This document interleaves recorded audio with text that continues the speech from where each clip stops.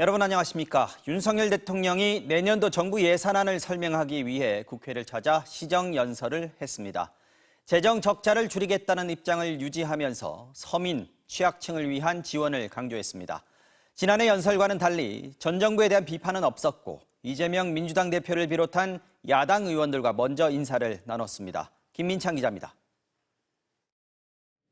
국회 본회의장에 입장한 윤석열 대통령은 더불어민주당 이재명 대표, 홍인표 원내대표와 가장 먼저 인사를 나눴습니다. 단상에 올라서도 야당 대표들의 이름을 먼저 불렀습니다.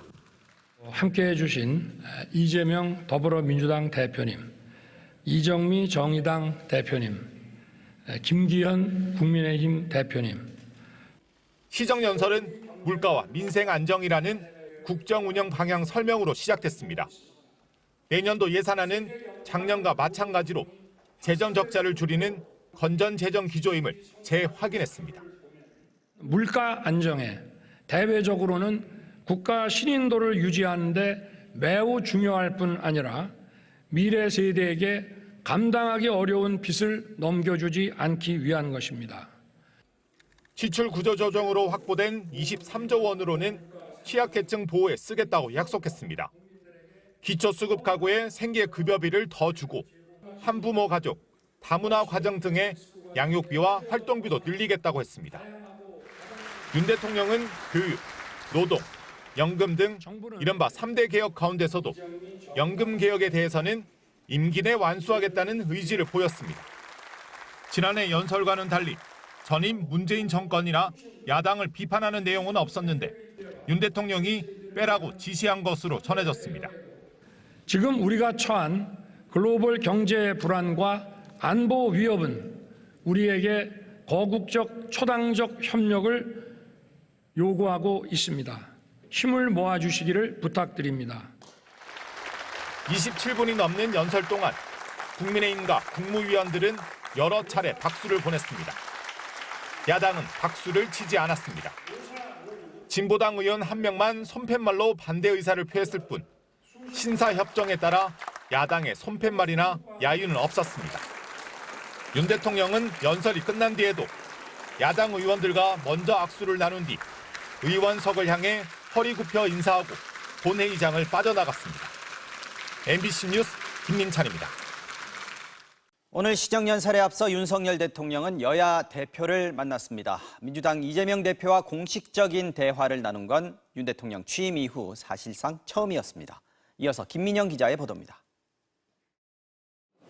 본회의장 안에서는 손팻말이 없었지만 민주당 지도부와 의원 50여 명은 회의장 바깥 계단에서 국정기조 전환, 국민을 두려워하라고 적힌 손팻말을 들고 윤석열 대통령을 맞이했습니다.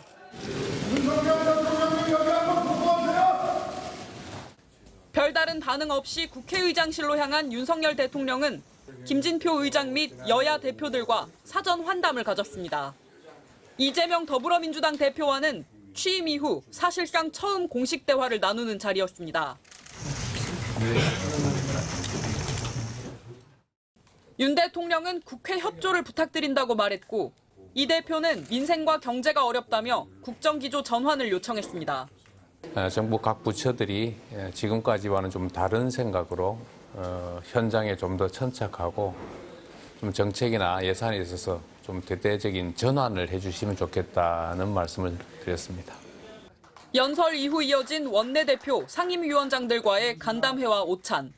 우리 의원님들과 또 많은 그 얘기를 하게 돼서 저도 아주 취임 이후로 가장 편안하고 기쁜 날이 아닌가 이래 생각합니다. 윤 대통령은 간담회 대화 내용을 국정 운영에 잘 반영하도록 노력하겠다고 말했습니다.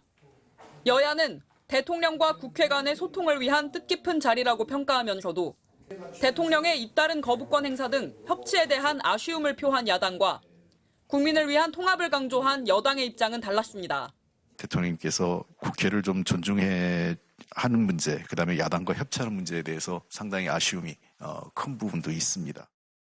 여야가 지금까지는 오월 동주의 관계 속에서 이제는 같은 배를 타고 강을 건너는 동주 공제의 관계를 이루기를 바랍니다. 대통령 연설에 대한 평가 또한 극명히 갈렸습니다. 민주당은 국민들의 고단한 삶에 대한 공감과 대안이 없는 맹탕연설이라고 말했고, 국민의힘은 윤 대통령이 끝까지 예산안의 진정성을 전달하고자 노력했다고 봤습니다. MBC 뉴스 김민영입니다. 오늘 대통령 시정연설을 기점으로 국회는 본격적으로 내년도 예산안 심사에 들어가는데요. 당장 올해보다 16.6% 삭감된 R&D, 즉 연구개발 예산이 뜨거운 쟁점이 될 것으로 보입니다. 미래를 버리는 처사라는 과학기술계의 원성이 이어지면서 윤 대통령은 삭감 기조는 유지하되 보완책을 마련하겠다고 했지만 민주당은 예산 복원을 최우선 과제로 삼겠다고 벼르고 있습니다. 이남호 기자의 보도입니다. 내년도 예산안 시정연설이 있는 날, 여당 의원이 주최한 과학기술인 간담회에서도 비판이 제기됐습니다. 이렇게 되면 학생들이 기초과학을 선택하지 않을 거고요. 대한민국의 기초과학의 기반을 이룰 수 있는 시스템들이 다 망가지는 경우가 됩니다. 빈대 잡으려다 초가삼간 태운다며 당장의 효율성만 따지면 안 된다는 발언. 경쟁하는 과학계를 카르텔로 매도하면서 예산 삭감의 이유로 된다는 지적도 나왔습니다. 국회 예산심의를 지원하는 중립적 연구기관인 예산정책처마저 보고서로 내년 R&D 예산 편성을 비판했습니다. 일관성이 부족하고 불명확한 기준에 근거해 편성됐다. 그동안의 성과에 차질을 빚고 정책 신뢰도에 부정적 영향을 미칠 수 있다고 지적했습니다. 이렇게 예산이 삭감될 경우에는 그런 어떤 출연 연구기관의 어떤 연구 생태계라든가 이공계 인재 양성 기능이 약화될 우려가 있을 것으로 보이고요. 민주당은 대통령이 마구잡이로 예산을 삭감하고는 구차한 변명만 늘어놓고 있다며 R&D 예산 복원을 최우선 과제로 삼겠다고 밝혔습니다. R&D 등 미래를 준비하는 예산 등 필수 예산 삭감은 공약 파기 수준의 묻지마 삭감에 불과합니다. 국민들은 더 이상 속지 않을 것입니다. 윤석열 대통령은 R&D 예산 삭감이 필요하다는 기조를 고수하면서도 고용 불안 등 우려에 대해서는 보완책을 마련하겠다고 밝혔습니다. 그러나 여당 일각에서도 R&D 예산 편성에 대한 문제점이 거론되면서 이번 예산국회에서 R&D 예산은 뜨거운 쟁점이 될 걸로 보입니다. MBC 뉴스 이남호입니다. 경기도 김포시를 서울로 편입시키는 걸 추진하겠다는 여당 대표의 공개 발언에 해당 지역은 물론 수도권 전체가 술렁이고 있습니다. 교통대란 해소 등이 절실한 김포 시민들 중심으로 기대하는 분위기도 적지 않지만 여러 자치단체의 이해가 맞물려 있는 데다 절차상 넘어야 할 산도 많아서 총선용 반짝 제안에 그칠 거란 회의론도 제기되고 있습니다. 먼저 김현지 기자가 보도합니다. 김포시를 서울로 편입한다는 구상은 경기도를 남과 북으로 나누겠다는 김동연 경기지사의 공약에서 비롯됐습니다. 한강을 기준으로 남도와 북도를 나눌 때 김포는 양쪽 모두 접점이 없다는 겁니다. 경기 북부특별자치도가 분리가 되면 사실 김포시가 섬이 됩니다. 이렇게 시도의 경우에 경계가 떨어진 지역을 행정구역으로 편입한 사례가 없습니다.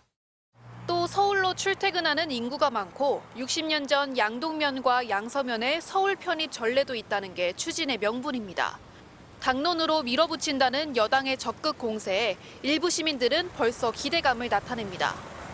지하철은 너무 또 복잡하잖아. 그러니까 교통이 좋아지겠다고 다들 긍정적으로 생각해요. 다른 노선이 들어오든지 하겠죠. 반면 실현 가능성이 의심스럽다는 회의론도 제기됩니다. 미리 해가지고 정책을 세워서 합의한 다음에 발표를 해야지. 나쁜 말로 얘기해서 사기꾼 같아. 진정성이 안 보여. 믿음이 안 가는 거지. 절차적 걸림돌 역시 추진론에 선뜻 힘을 싣기 어려운 대목입니다. 서울시와 경기도, 김포시 의회의 동의를 얻거나 주민투표를 통과해야 하는 데다 국회의 특별법 제정도 필수적입니다. 여당이 고양, 구리, 광명 등 다른 지역들까지 편입 대상으로 거론하며 분위기를 띄우자 경계감마저 고개를 들고 있습니다. 갑자기 이슈화되는 것 같아서 조금 우려는 됩니다. 천안도 서울에다 갖다 붙이자고. 김병수 김포시장과 오세훈 서울시장은 다음 주 초 만나 의견을 나누기로 했습니다. MBC 뉴스 김현지입니다.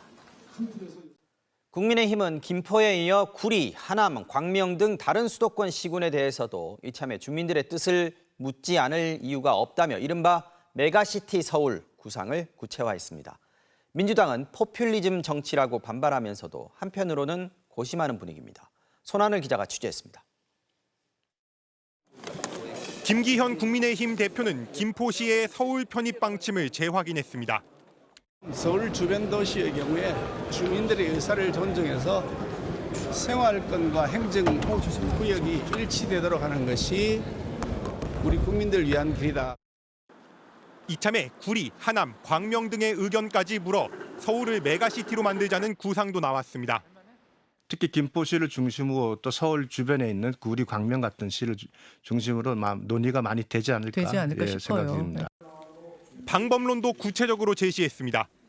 서울과 경기도 의회의 찬반 없이도 편입이 가능하도록 여당이 법을 발의해 국회를 통과시키겠다는 계획입니다. 국민의힘은 지역민들의 요구에 정당이 응답하는 것이라고 강조하고 있지만 당의 한 지도부 인사는 수도권 1호 총선 정책이라는 점을 감추지 않았습니다. 더불어민주당에서는 사회적 갈등을 일으키는 포퓰리즘적인 정치다. 이럴 거면 대한민국 전체를 다 서울에 편입하라는 비판도 나왔습니다. 하지만 경기도는 물론 서울 표심까지 영향을 미칠 수 있는 사안이란 점에서 검토 중이라는 입장을 반복하고 있습니다. 뜬금없는 소리다. 이게 지금까지 입장이고 정책에서 좀 더 검토를 하실 것 같습니다. 여당이 공식 추진 계획을 밝혔지만 갑작스런 서울특별시 확장 방침은 수도권 과밀화나 국토의 효율적 이용 같은 검토 없이 이뤄진 것이 아니냐는 비판도 제기되고 있습니다. 국토균형 발전 노력의 반대 방향으로 작용할 가능성이 있는 거죠.